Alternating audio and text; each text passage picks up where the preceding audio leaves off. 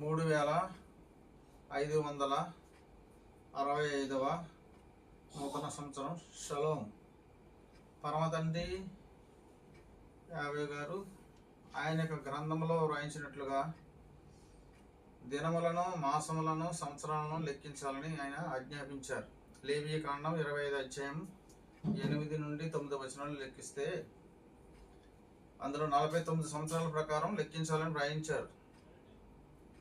ఈనాడు ఇశ్రాయేలు ప్రజలు, ప్రపంచంలో ఉన్న ఆయా క్రైస్తవులు రోమీల క్యాలెండర్ ప్రకారం లెక్కిస్తున్నారు. అదే యూదులైతేనేమో గ్రీకుల యొక్క 19 ఇయర్ సైకిల్ ప్రకారం లెక్కిస్తున్నారు. యావే వారి గ్రంథం అనగా యెషయా గ్రంథం 34 అధ్యాయం 16లో వ్రాయించినట్లుగా యెహోవా గ్రంథం ఉంటుంది. అదే హీబ్రూ ప్రకారం అయితే యావే గ్రంథం. యావే గ్రంథంలో వ్రాయించారు. ఆయన ఎక్కడ వ్రాయించారు? ఏదైనా సరే మనము ఎక్కడ వ్రాయించారు, ఎక్కడున్నది అని లేఖనం అడగాలి. దానికి కారణాలు అడగాలి. అడగకపోతే ఈ విధంగానే దారి తప్పిపోతారు.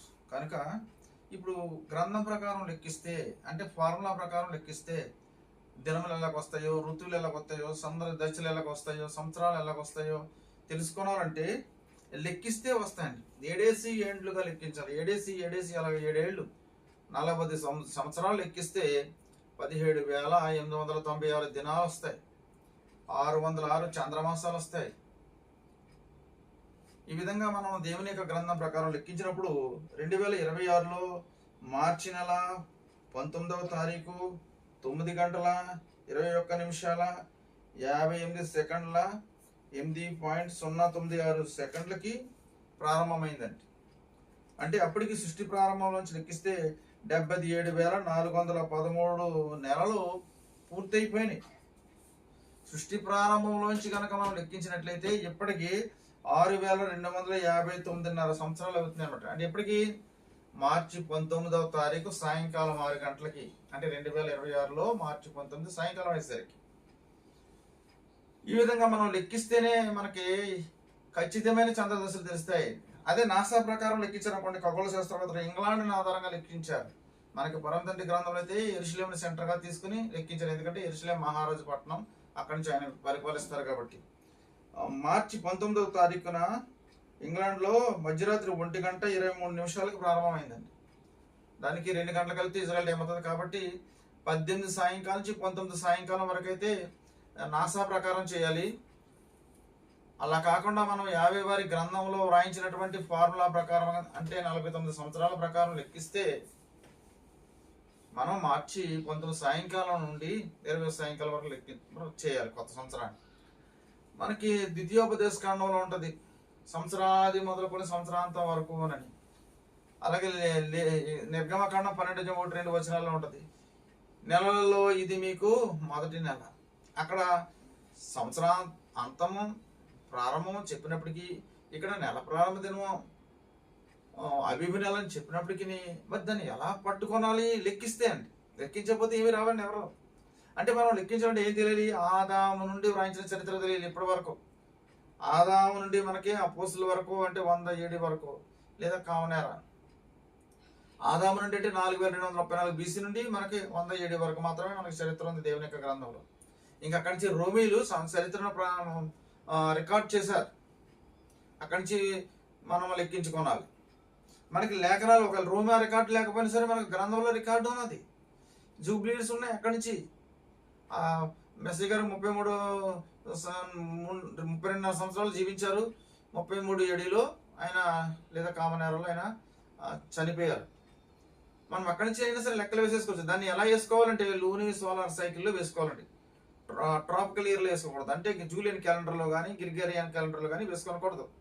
ఆ విధంగా మనం లెక్కిస్తే ఇప్పుడు నేను చెప్పాను చూడండి, మార్చి 19వ తారీఖున 9:21 సెకండ్లు కానీ అది మనకు వస్తుంది. అయితే మరి ఎలాగొస్తుంది? ఫార్ములా ఏంటి? 49 సంవత్సరాలకి 17,896 దినాలంటే ఒక సంవత్సరం ఎంత అంటే 17,896 దినాలని 49తో భాగించాలి. అలాగే 606 నెలలకి ఎంత పడుతుంది? 17,896 దినాలు. ఒక నెలకి ఎంత అంటే 606తో భాగించాలి. అలాగే సింపుల్గా వచ్చేదండి. అంటే ఒక నెల మనకు కనబాలంటే అప్పుడు ఏమవుతుంది? 29.5313 దినములు అనమాట అండి. అదే ట్రాపికల్ ఇయర్ అయితే 365.242244 దినములు అనమాట. మనము అలా కాకుండా హిందూ క్యాలెండర్ ప్రకారం లెక్కించిన లేదా ఇప్పుడు ఉన్నటువంటి గ్రిగోరియన్ క్యాలెండర్ ప్రకారం మనం లెక్కించిన, అలా కాకుండా సైంటిస్టులు కనుగొన్నటువంటి సైనోడిక్ మంత్ ప్రకారం లెక్కించిన మనకి ఏమీ రావండి, ఖచ్చితంగా రావు. అందుకే శాస్త్రవేత్తలు నాసా యొక్క డేటాలో 6,000 సంవత్సరాల డేటా మనకి ఇచ్చారు. వాళ్ళు 6,000 మిలియన్ క్యాటలాగ్ అని ఉంటుంది, మీరు ఇంటర్నెట్లో సెర్చ్ చేస్తే దొరుకుతుంది.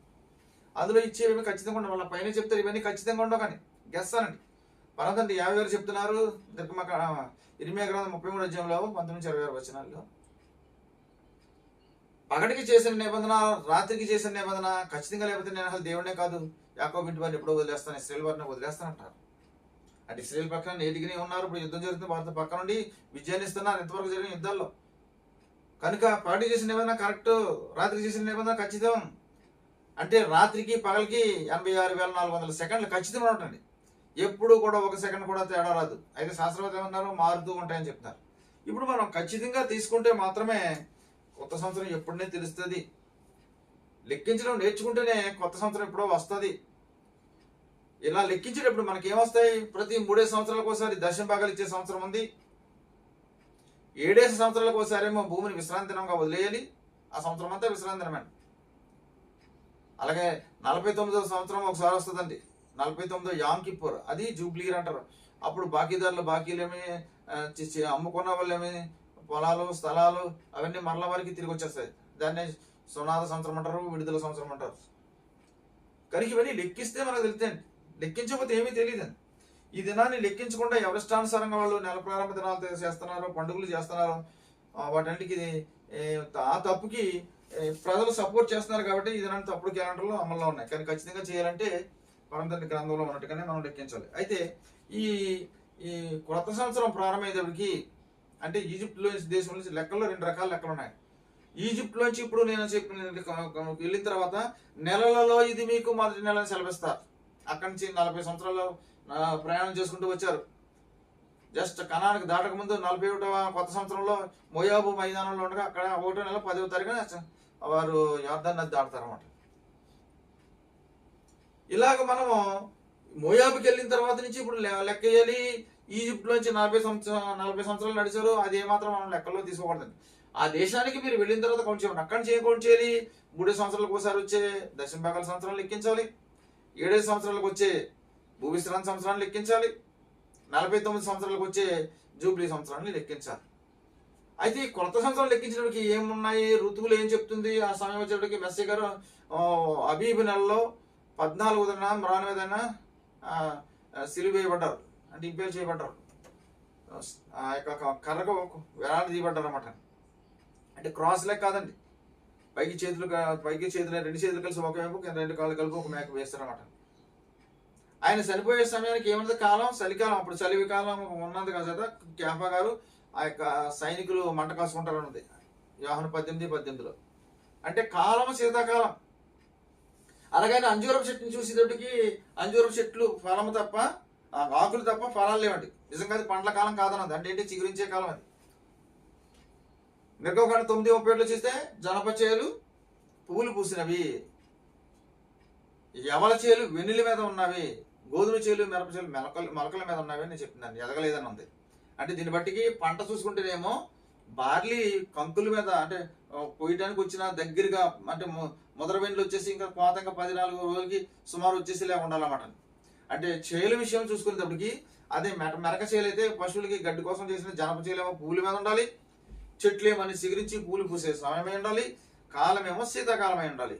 ఆ సమయంలో కొత్త సంవత్సరం వస్తుంది. అందుకే చూడండి మనకు లోకంలో సృష్టిలోంచి ఒక చూసిన పెట్టారు ఆయన, కోగిళ్ళు కోస్తాయండి. అది ఏ దేశమైనా సరే కోగిలి కోతలు ఉంటాయండి. అంటే ఒక నూతన సంవత్సరం రాబోతుంది, ఈ నూతన సంవత్సరం ప్రారంభమైందని సృష్టి నుంచి కూడా ఆయన హెచ్చరిక మళ్ళీ చేస్తున్నారు. అలా కాకుండా అప్పుడు గ్రిగోరియన్ క్యాలెండర్ ప్రకారం అప్పుడే 3 నెలల క్రిందటే చేసేసారు, తెలుసు కదా. జనవరి 1ని అది జానస్ దేవత, రోమిల యొక్క జానస్ దేవత జ్ఞాపకార్థం. దాని ప్రకారం చేసే వాళ్ళందరూ దేవుని యొక్క లేఖనాల ప్రకారం శాపగ్రస్తులు, దేవుని రాజ్యానికి వెళ్ళరండి. కనుక మనం గ్రంథంలో వ్రాయించినట్లుగా లేఖనంలో చదువుతున్నాను. లేవీ కాండము 25వ అధ్యాయం 8-9 వచనాలు. ఇదే మనకి ఆధారం ఎవరికైనా సరే. దాని ప్రకారం చేసుకుంటేనే మనకి ఈ యొక్క లెక్క వస్తుంది. మరియు 7 విశ్రాంతి సంవత్సరంలోనూ, అనగా 7 ఏండ్లు గల సంవత్సరములను లెక్కింపవలను. ఆ 7 విశ్రాంతి సంవత్సరముల కాలము 49 సంవత్సరములగును. 7వ నెల 10వ నాడు మీ స్వదేశమంతటా శృంగనాదము చేయవలను. ప్రాయశ్చిత్తార్థ దినమున మీ దేశమంతటా శృంగనాదము చేయవలను. మీరు ఆ సంవత్సరం అనగా 50వ సంవత్సరమున పరిశుద్ధపరిచి మీ దేశ నివాసులకు విడుదల కలిగిన చాటింపవలను. ఇలా మనం చూస్తే 7 సంవత్సరాలుగా 49 సంవత్సరాలు లెక్కించాలండి. అంటే సృష్టిలోంచి ఒక లెక్క ఉంది, అందుకే 50 సంవత్సరం అని కూడా మళ్ళీ అక్కడ రాయిస్తారు. 50 సంవత్సరం సృష్టి ప్రకారం అన్నా 49 తర్వాత వచ్చేది మళ్ళీ 1 అన్నా కూడా అర్థం అండి. 49 అయిన తర్వాత వాళ్ళు 1 వస్తుంది కదండి, ఆ 1ని 50 అన్నారు, అది అభ్యంతరం అంట. సృష్టి నుండి లెక్కిస్తే కూడా మనకు కొత్త సంవత్సరం వస్తుంది. అది మనకి ఆదికాండం 1:13లో 3 దినాలు అయిపోతాయి, 4వ దినం ప్రారంభంలో చేస్తారు. 14 నుంచి 19 వరకు చూస్తే 3 దినం అయిపోయిన వెంటనే, అంటే 72 గంటలు అయిపోయిన వెంటనే సూర్యచంద్ర నక్షత్రం చేస్తారు. సాయంకాలం కరెక్ట్గా 6 గంటలకండి సూర్యచంద్రులు కలగగానే అనగానే అక్కడ వెంటనే సూర్యచంద్రులు ఉనికిలోకి వచ్చేరావడం, అలాగే నక్షత్రాలు కూడా ఉనికిలోకి వచ్చేది. దాని తర్వాత అంటే మనకి ఇందులో ఏం కనబడుతుంది, 2 విశ్రాంతి సంవత్సరాలు ఉన్నాయి, 2 కొత్త సంవత్సరాలు ఉన్నాయి, 2 రకాలుగా అని చెప్తున్నారు ఆయన. ఒకటి సృష్టి ప్రారంభంలో వచ్చేది, ఇప్పుడు నేను చెప్పాను కదా 6200, మీకు ఇందాక చూపించాను 6259 సంవత్సరాలు అయిందండి. మార్చి 19 అయ్యేటప్పటికి. మరి కణానికి వెళ్ళిన దగ్గర నుంచి లెక్కిస్తే 3565వ సంవత్సరం ఇది. ఇలా 2 రకాలుగా మనం చెప్పాలి. ఫార్ములా రెండింటికి ఒకటే 49 సంవత్సరాలు. కనుక ఈ విధంగా లెక్కిస్తే మనకి కొత్త సంవత్సరాలు వస్తాయి. పరమ తండ్రి మాటలు దీవించను గాక. ఆమేన్.